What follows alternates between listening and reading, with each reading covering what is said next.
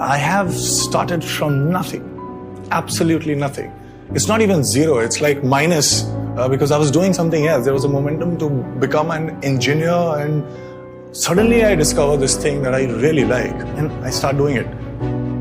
I started off as being this very shy and introvert kid because I was the youngest in my family, very pampered. I didn't know how to deal with people when I used to step out. So any sort of acknowledgement meant a lot. Money was always a differentiator in my life. So the money and any sort of acknowledgement were two big differentiators. And I was told that if you get these two, you will be successful. And I cleared all these engineering entrance exams, and I was studying, and I was just aware of what was happening. And I felt that, okay, this is not something, it's not giving me that high because it's boring. I was told that choose one thing, and they asked me, my parents and everybody who they said that you need to be an engineer. I have 4 sisters, so they were asked to be doctors. I was asked to be an engineer. And if you were good at what we were doing, we were expected to sit for civil services. And that was the thing. After clearing a set of engineering entrance exams, when I went to that college, I found out there were no girls. I felt cheated. I was like, okay, this is not what it is. Because they told me that work hard, be an engineer, and marry a nice girl, and that's what will happen. But somebody told me that, why don't you join dance? And I went there. But something very interesting happened. While I was performing for the first time, I recognized this want of me. I really want to be, or probably I have been wanting to be understood. And that was the starting point. Shamak asked me to do theatre. Somebody said that, okay, you can't actually make somebody an actor, but you can train an actor. So I was like, what if I'm not an actor?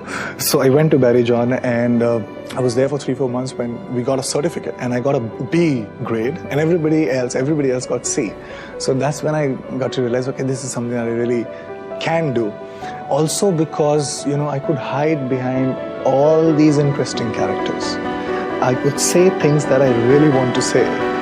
But at the same time, I can tell people that, oh, this is not me. This is the character. I was like, okay, this is something that I really want to do. Even if I don't get paid for it, I'll still do it. So just being aware of the process and just telling myself that if I can be in top 1% in something which I probably don't do, now that I've identified something that I do and I don't care what people think of me, it doesn't feel like hard work. I want to take risks. There's nothing else but to persist. This is the thing, because that's the only thing that I want to do. So all these things were at place, and identifying that, I was like, okay, this is something I like. I can very well be in top 1% of this. And just being clear about my awareness, I dropped out. There are 2 things to it.